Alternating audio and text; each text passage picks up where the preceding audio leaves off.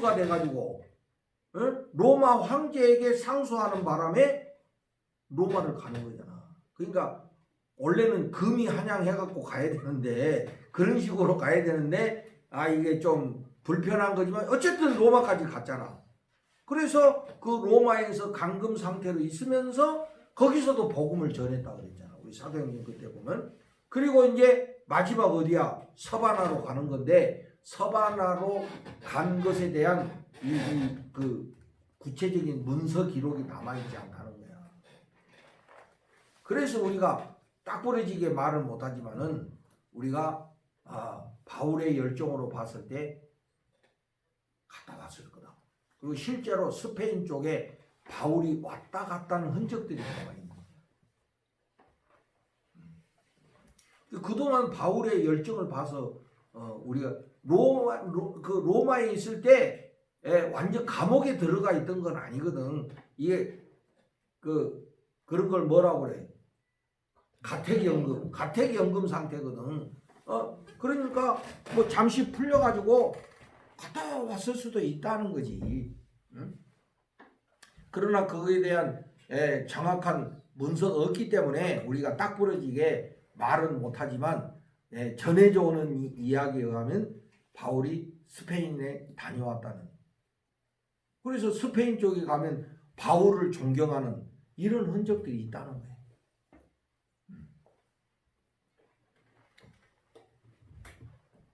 그래서 바로 이런 그 바울의 비전, 그림이죠. 이게 땅끝까지 복음을 전하고자 하는 이 바울의 비전, 복음을 전하려고 하는 바울의 그 비전 계획 속에서 이거를 로마 교회에게 좀 말하고 싶고, 그래서 로마 교회하고 이걸 좀 나누고 함께 이 복음을 서바나까지 전하려고 하는 그런 의도로 이 로마서를 썼지 않겠느냐 라고 생각해 보는 거지. 그런 가능성을 우리가 추정해 보는 것이죠. 로마서는 바울 사도의 마지막 편지예요. 그리고 가장 조직적인 편지다. 그래서 보면 우리가 로마서를 보면 처음에 복음을 제시해요. 복음이 이런 것이다. 딱 이야기를 해. 그리고 그 다음에 보면은 여러분 복음이 누구한테 필요해? 죄인들한테 필요하냐. 죄인들. 그래서 그 다음에 죄가 뭐냐? 유대인의 죄는 뭐고 이방인의 죄는 뭐냐? 하고 이야기를 해요. 그리고 결론이 뭐냐? 모든 인간은 죄인이다. 복음을 필요로 하는 죄인이다. 하고 쫙 이게 그 복음을 펼쳐 나가고 있는 거예요. 그리고 유대인과 이 복음 안에서 유대인과 이방인의 관계, 거기에 대한 이야기가 쫙 펼쳐 있고, 12장 딱 넘어가면, 그래서 로마서 1장부터 10장까지는 이론편이에요. 이론편. 12장부터 이제 마지막 16장까지는 실천편. 그래서 우리가 구원받은 자로서 어떻게 살아야 돼요? 그래서 12장 1절에 보면 신령한 삶제사를 드려라. 이게 이제 실천적인 이야기예요. 그러니까 바울의 편지는 항상 앞에가 이론편이고 뒤에가 실천편이에요. 여러분 이거 봐봐. 저랑 이제 이렇게 한 학기 바울서 지금 공부하는데 좀 재미가 생겨요. 좀 막 따분하다는 생각이 들어. 재밌어? 응? 뭐라고? 여행 가는 거. 이게 재미가 없다. 따분하다. 이러면은 집으로 가야 돼. 여기 있을 이유가 없어. 그렇잖아요. 내가 늘 말하는, 여러분들이 이미 여기 왔을 때는 뭔가 주의 몸된 교회를 위해서 헌신하고자 온 거 아니야? 네. 뭐 그냥 뭐 할 일 없어갖고 뭐 자격증 따러 왔어? 그건 아니잖아. 그지? 그럼 우리가 우리에게 가장 중요한 것은 이게 텍스트예요. 우리의 텍스트. 죽는 날까지 붙들고 살아야 될 텍스트예요. 여기에다 목숨 걸고 여러분들 이제부터는 여러분의 길을 가야 돼. 괜히 시잘데기 없는 이야기 사라져. 그래서 내가 저번에 그랬죠. 텍스트가 왕이다. 텍스트가 왕이다. 본문에서 우리는 근거를 찾고 본문에서 미래를 발견해야 돼. 그러려면은 우리가 이런 학문적인 기초를 닦아야 되는 거지. 저절로 되는 게 아니에요. 제가 그래서 이제 내 이야기 하는 게 아니라 성경 본문을 여러분들한테 이야기를 하고, 본문을 근거로 해서 강의를 하는 거예요. 그러니까 여러분도 앞으로 그렇게 해라 이 소리야. 설교할 때도 항상 본문 중심으로 해라 이거야. 쓸데없는 막 이야기 막 여기저기 짜집게 해가지고 막 그런 짓 하지 말아라 이거야. 이번에도 모 교회 임직식이 있어갖고 갔는데 거기 그 지방회장이 설교를 하는데 영상 설교를 하더라고. 영상 설교라는 걸 하더라고. 우리 목회 영상 외우는데 여러분 목회 영상은 보조 수단이에요. 거기에 여러분들이 노예가 되면 안 돼요. 알았어? 네. 근데 이 사람이 영상 설교를 하는데 막 이렇게 이제 사진을 띄우면서 막 하는데 이게 무슨 소설을 이야기하는 거야. 성경 본문하고 관계없는 그런 소설을 이야기하고 있는 거야. 심각하더라고. 우리는 본문에 목숨을 걸어야 돼. 그래서 제일 좋은 방법은 예를 들어서 요새 여러분 설교하는 사람 손들어. 뭐 주일학교가 됐든 어디가 됐든 설교하는 사람 뭐 어디서 설교해? 영유아부 애기들 설교. 그 본문을 어느 정도 해? 본문은 예를 들면 이제 그 공과가 있는데 공과가 3주까지만 있고 4, 5주는 없어요. 요번에. 그러면 3주 안에서 했던 공과 본문을 가지고 아이들은 이제 보면서 하니까 그림 이렇게 붙여가면서 이렇게 설교하고 그렇게. 그러니까 본문을 수없이 읽어야 돼 우리가. 그러면 감이 딱 잡혀 머릿속에. 그럼 거기다가 우리가 그림을 그릴 수가 있어. 근데 그게 안 되면 나도 모르고 니도 모르고 그냥 막 이게 무슨 그림 속에서 이게 나오는 건지 막 이렇게 되면 듣는 사람이 불안해. 뭘 하고자 하는 거지? 여러분들도 설교 들을 때 불안해. 도대체 뭘 하고자 하는 거지? 어디로 또 뛰려고? 이게 불안해 이게. 그러려면 우리가 본문을 충분히 우리가 읽어야 된다. 첫째 읽어야 돼 본문을. 자신이 없다. 내가 100번까지라도 읽겠다. 이런 마음 갖고 읽어. 이것이 몇십 년 단련이 되잖아. 그럼 이게 딱 머릿속에 그림이 딱 서. 그럼 나중에 여러분이 설교할 때 이거 하나만 들고 올라가도 얼마든지 말씀을 선포할 수 있는 경지에 올라섰는데 지금은 이렇게 들어가면 싸가지 없다고 그런다고. 지금은 그렇게 하지 마요. 어떤 전도사는 그 사람들이 건방지다고 그래.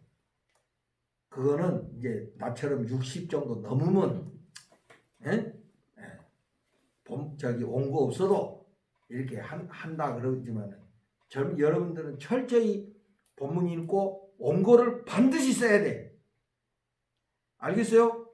여러분 반드시 온거를 써야 돼. 그게 나를 훈련시키는 거야. 그러나 온거를 쓰되 온거대로 읽으면 안 돼. 그러나 온거는 반드시 써야 돼.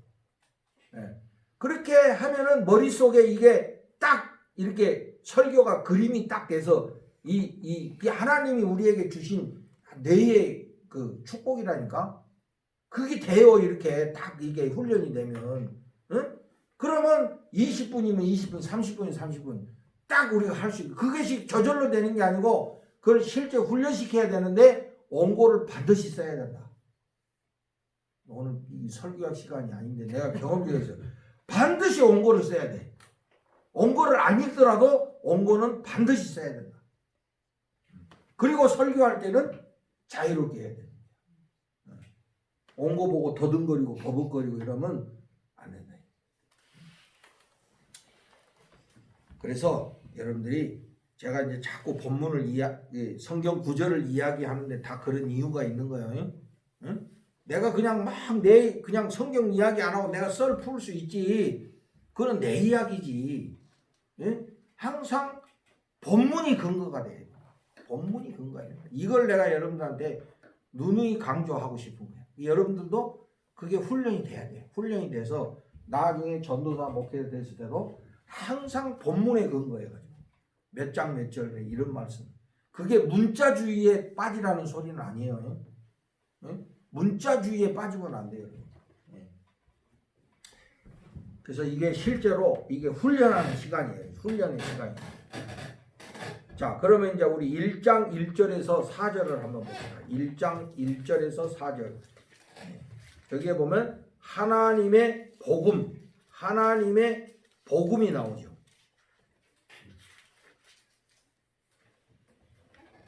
하나님의 복음을 위하여 그랬잖아요. 하나님의 복음이다. 그러니까 복음의 시초는 하나님께 있다 이 소리지. 그리고 인사의 말씀이 나오고 복음을 선포하는데 복음은 하나님의 아들에 관한 것이야. 그죠? 하나님의 복음은 누구에 관한 것이라고? 하나님의 아들에 관한 것이야. 근데 이거는 성경에 미리 약속하신 것이야. 어느 날 갑자기 튀어나온 게 아니야. 성경에 미리 약속하신 것이다. 그래서 여기 보면 그의 아들 육신으로 말하면 다윗의 혈통에서 나시다. 그 육신으로 말하면 역사적 예수라는 거야. 역사적 예수. 우리가 예수를 이렇게 말하는 신학적으로 역사적 예수. 그 다음에 초월적 그리스도. 근데 역사적 예수는 뭐야? 그냥 인간 예수를 말하는 것이지. 초월적 부활 이후에 그리스도로 경배를 받으시는 그런 분이시지.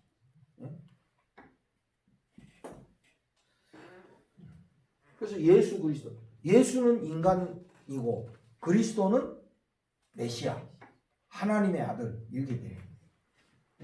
그래서 육신의 혈통으로는 다윗의 혈통에서 나십니다. 그리고 초월적으로는 부활의 능력으로 하나님의 아들이 되셨다. 부활의 능력으로 하나님의 아들이 되셨다. 근데 바울은 역사적 예수에는 관심이 없어요. 바울은 오직 그리스도. 그래서 바울이 나중에는 나는 인간 예수를 알기로 얻지 않는다. 오직 나는 그리스도다. 그래서 바울 신앙의 핵심은 부활 신앙. 왜 그랬을까요? 바울은 역사적 예수하고 만나본 적도 없고 다메섹에서 부활의 예수님을 만났기 때문에 그게 강렬한 거지. 만약에 베드로 같으면 맨날 뭐라 했겠어? 내가 예수님하고 같이 다닐 때 말이야 예수님께서 이랬어 이거 하겠지. 그러나 바울은 그거 할 게 없잖아. 뭐 같이 간 적이 없으니까. 그러니까 오로지 자기는 부활의 예수, 부활의 그리스도. 나는 이제 예수를 육신적으로 알기를 원치 않는다. 바울이 그렇게 딱 뿌리게 이야기하잖아. 그래서 이거 내가 간단히 이게 굉장히 이게 단순한 말이 아니야 이게. 그래서 제가 이제 원래 내가 복음서 전공이거든. 복음서 전공. 나는 옛날부터 박사 하고 싶은 마음이 없었어. 했으면 진작 어릴 때 해야지. 어릴 때. 그래야 뭐 어디 큰 교회라도 가보고 그러지. 나는 거기 별로 뭐 박사까지 뭐 하니 이렇게. 그래서 나는 여러분들한테 이 좀 뭐 일부는 게 내가 석사가 3개나 돼. 석사가 3개야. 그것도 다 제대로 한 석사요. 얼렁뚱땅한 석사가 아니야. 응? 석사가 3개라니까. 내가 박사의 꿈이 있는 놈 같으면 벌써 했겠지. 그냥 나는 내가 좋아하는 거를 한 것뿐이야. 그래서 아이 내가 60 넘어서 뭔 박사를 하겠냐 이렇게 생각했는데 우리 호서대 그 원장이 나랑 옛날에 연세대 연신원 같이 공부한 후배야. 근데 어디 저 장례식에 가서 만났어. 형님 내일 가서 내가 등록할 때 놓을 테니까. 그래가지고 난 입학 지원서도 안 썼어. 지가 가가지고 다 등록해가지고 그 졸지에 내가 거기 지금 그 학생이 돼버렸다니까. 그래서 뭐 이왕 한 거 그러면 열심히 해보자 뭐 이제 이렇게 이제 한 거지. 그래서 지금도 이제 그래서 이번에 이제 내가 신약학 전공이다. 신약학 중에서도 복음서, 복음서. 그리고 복음서는 주로 보면 역사적 예수에 대한 관심이거든. 그래서 이제 바울은 뭐예요? 초월적 그리스도, 신앙의 그리스도. 오늘 근데 그거는 우리가 다 이미 많이 알고 있어요. 근데 인간 예수에 대한 이해는 우리가 부족한 거야. 실제로 이 우리와 같은 똑같은 인간의 몸을 입고 사셨던 그분, 그분에 대한 관심이 역사적 예수에 대한 연구. 그래서 이왕 시작한 거니까 열심히 하려고 앞으로 우리 대전신학교 내 전에부터도 내가 강조했죠. 우리 대전신학교는 특성화가 있어야 된다. 그냥 대전신학교 해갖고 안 된다. 그래서 나는 내가 그리고 싶은 거는 철저히 우리 대전신학교는 성서 과목을 잘하는 그런 학교로 하자. 아직 내가 교장이 아니기 때문에 큰 소리를 못해요. 이 성서 과목에 그래서 우리 대전신학교를 다닌 사람들은 그래도 이 성서학에 대해서 어느 정도 기본을 떼고 졸업을 해야 된다. 이거고 그리고 이제 이번에 이제 목회 영상 전도사가 돼가지고 이 컴퓨터도 만질지도 모르고 파워포인트 하나도 만들지 모르면 어디다 갖다 써먹냐 이거야. 그래서 내가 강력히 추천해가지고 이번 학기부터 목회 영상이 들어가고 그래서 앞으로 매 학기 들어갈 수 있도록 하려고 그래서 우리 학교 졸업하면 기본적으로 파워포인트 할 줄 알고 동영상 편집할 줄 알고 이 정도는 하고 졸업하자. 그러면 이제 우리 대전신학교 출신들이 얼마나 인기가 좋겠냐고 막 서로 보내달라고 현갑씨 값이 팍 올라가지. 영상 열심히 하라니까. 열심히 하고 또 이 그 성서학 열심히 하고 이 두 가지만 잘 준비해놔도 이게 참 그 교역자로서 같이 있을 수 있다고 내가 지금 생각하는 게 있어요. 그래서 내가 사실은 뭐 내가 교무과장이고 내가 더 고참이거든. 대전신학교 내가 제일 오래 있었어. 내가 90년도부터 내가 저기 남대전교회 있을 때부터 그래서 90년도니까 지금 몇 년이요? 30년? 내 대전신학 고참이라니까. 나보다 고참이 없어요. 까불면 안 돼.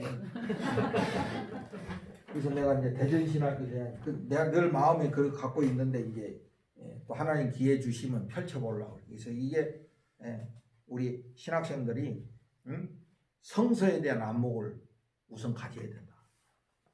성경을 해석할 수 있는 안목을 가져야 된다.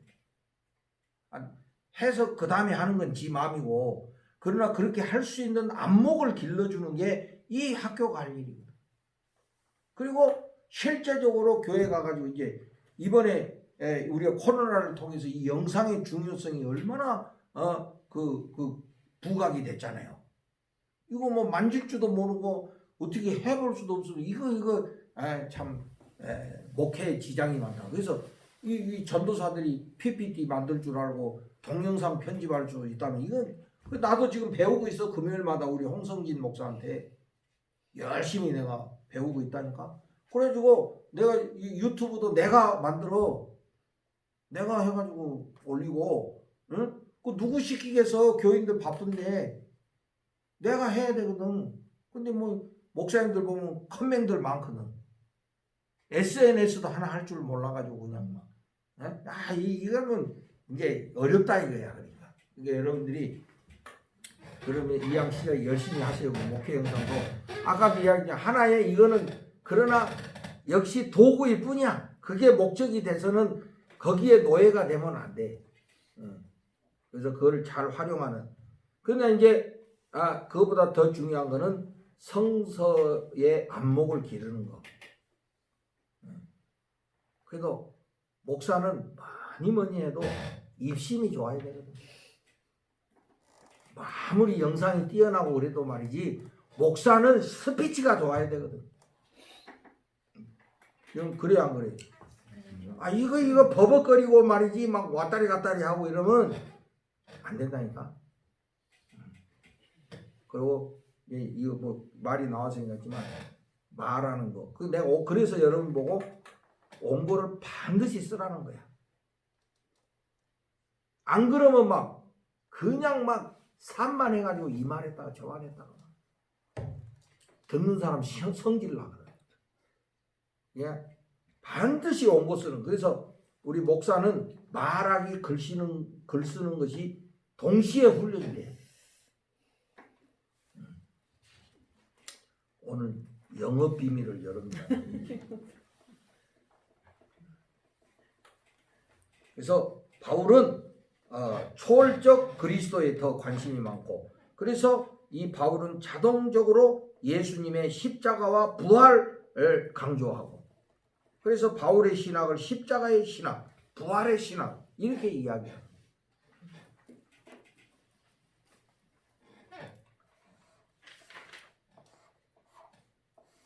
오늘 우리 여기까지 합시다. 응? 너무 많이 해도 머리 터져.